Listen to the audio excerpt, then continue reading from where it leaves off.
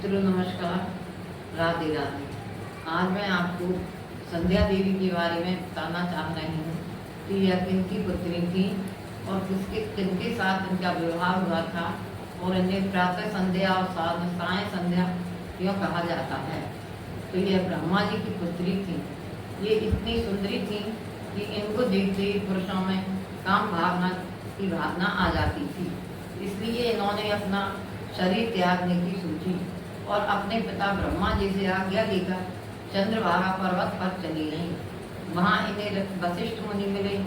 उन्होंने कहा कि हे देवी, आप कौन हैं और इस पर्वत पर क्या कर रही हैं। इन्होंने कहा कि मैं अपना ये शरीर छोड़ने की इच्छा से यहाँ आई हूँ, मगर अब आप बताओ मैं क्या करूँ। उन्होंने कहा कि तुम भगवान नारायण की पूजा करो, जप करो, इससे तुम्हें बहुत शांति मिलेगी और जो भी भगवान नारायण प्रकट होकर तुम्हें आशीर्वाद देंगे उसी के हिसाब से तुम काम करना। इतना कहकर वशिष्ठ ऋषि चले गए।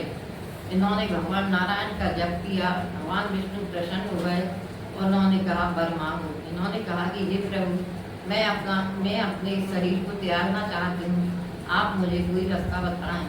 उन्होंने उनके सिर पर आशीर्वाद के रूप में हाथ रखा और कहा कि ये संध्या, यहाँ पास ही में मेघातिथि ऋषि अपने समस्त ऋषियों को लेकर बहुत ही बड़ा यज्ञ कर रहे हैं, इसलिए तुम उनके यज्ञ में प्रवेश कर जाना। और मैंने तुम्हारे सिर पर जो हाथ रखा है इसकी वजह से यज्ञ में मांस की बदबू नहीं आएगी और सुगंध हो जाएगी। उसके बाद अग्निदेव तुम्हें आगे का रास्ता दिखाएंगे। उनका आशीर्वाद लेकर संध्या देवी मेघातिथि के आश्रम में चली गई और भगवान भी अंतर्ध्यान हो गए।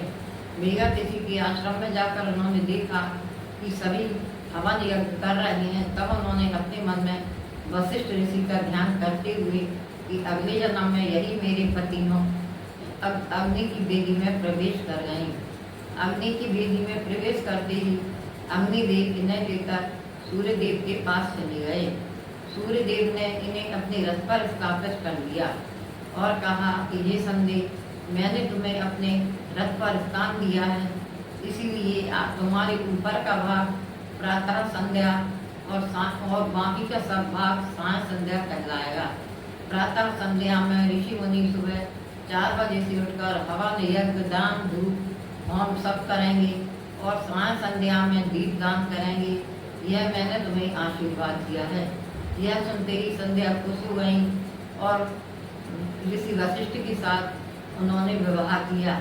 जब श्री राम वन में गए थे तब माता सीता इनके पास आई थी और इन्होंने पतिव्रत धर्म का उपदेश दिया था। तो मित्रों, इनकी कहानी पढ़ने और सुनने से हमारे मन में भक्ति का संचार होता है। अतः प्रातः संध्या क्यों की जाती है और साय संध्या पितरों को प्रसन्न करने वाली होती है, इसलिए सभी लोग बतलाते हैं कि प्रदोष काल में दीपदान करना चाहिए, क्योंकि यह हमारे पितरों के लिए, हमारे लिए आशीर्वाद होता है। बोलो जय जय श्री राम।